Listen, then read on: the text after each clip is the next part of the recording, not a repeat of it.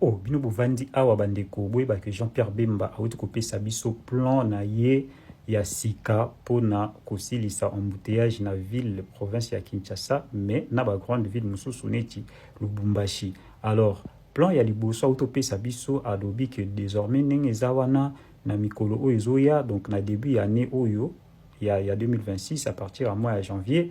bazoluka ba augmenter ba effectif ya ba policier pour régulariser situation, il y a trafic, tout ça, parce que à l'obby, ville à Kinshasa, ils ont manqué bah policiers, oyo, pour assurer bah makambouana. Néanmoins, bah lobby, bah recensé déjà bah rond-point et belé dans plus de 60 ronds-points, oyo et qu'on a désormais occupé na bah système à Sika, il y a feu des routes, oyo, bah za kosomba. Parce que ekoya balobi est un système intelligent oyo ekobanda ko régulariser vraiment trafic ekobanda ko capter automatiquement ba nombre ba véhicules oiza et puis ekobanda ko fluidifier vraiment trafic na ba rond-point surtout stratégique na ville ya Kinshasa et puis na Lubumbashi normalement awa na mois ya janvier déjà ba kobanda déjà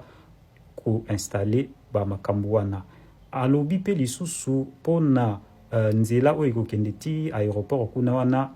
à partir ya mois de janvier bazobanda ba travaux bazo élargir nzela munene ndenge bomoni wana boye na nzela wana bakotunga ekozala na batunnel oyo ekopermettre que nzela ekoma vers bato bakende ti aéroport nzili ekozala pe na ba flyover ndenge bazobenga yango bapont eleki ekatisi boye kuna mpona kofluidifier trafic dans la ville province et à Kinshasa. Voilà mamou, Jean-Pierre Bemba. Alors oui, plan déjà présenté dans le conseil des ministres il y a déjà un mois, donc c'est bon. Normalement, bah travaux au déjà partir il y a un mois, il y a janvier tout ça wana. Mais à l'obbi pe les sous problème ils appellent ba chauffeur baza koyo kate indiscipline na nemoko ya kosakana te il faut pe ko de conscientiser ba chauffeur ba tout surtout hein ba usagers surtout ya route parce que trop c'est trop. Voilà, bino bomoni ndenge nini.